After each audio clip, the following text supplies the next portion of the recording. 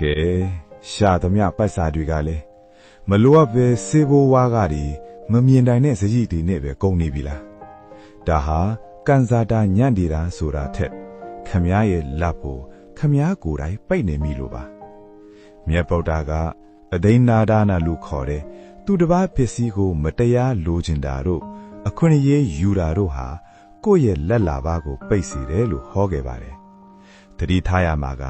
သူတစ်ပါးမပေးခြင်းပဲမတရားရယူထားတဲ့ငွေတွေဟာငွေပူတွေဖြစ်နေတတ်တာပါ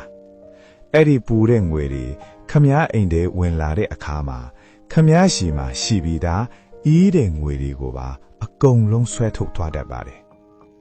โอเคပတ်စံမြဲခြင်းရင်ပထမဆုံးလုပ်ရမှာကတတ်မှအာဇီဝပေါ့အီးတဲ့ငွေဖြစ်အောင်အရင်ရှာဖို့ပါပြီးတော့ဘုဒ္ဓဘေးရဲ့လျှို့ဝှက်ကူထုံးတစ်ခုကတော့ကိုယ်မှာရှိတာလေးကိုအနှဲနေစီမျှဝေခြင်းဆိုတဲ့ဒါနပါပဲရေတွင်တဲ့ကရေဟာခတ်ထုံမှအစ်စ်ပြန်ဝင်တယ်လို့မျိုးပေါ့ဗျာခမည်းကစိတ်ကောင်းတဲ့ပြန်ပေးကမ်းတတ်မှသာခမည်းစီကိုအေးမြတဲ့လက်လာပါတွေအလုံးရင်းနဲ့ပြန်ဝင်လာမှာပါ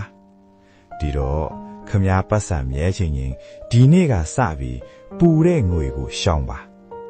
ခမည်းရဲ့ဘဝမှာကောမမျော်လင့်ပဲပတ်စံတွေခဏခဏကုန်ဘူးလားကုန်ဘူးတယ်ဆိုရင် yes လို့မှတ်ခဲ့ပေးပါအောင်ဗျာဒါမှ capsule channel ကို follow လုပ်ထားပြီးကျွန်တော်တို့ဘဝတွေကိုအတူမြင့်တင်ကြရအောင်ဗျာ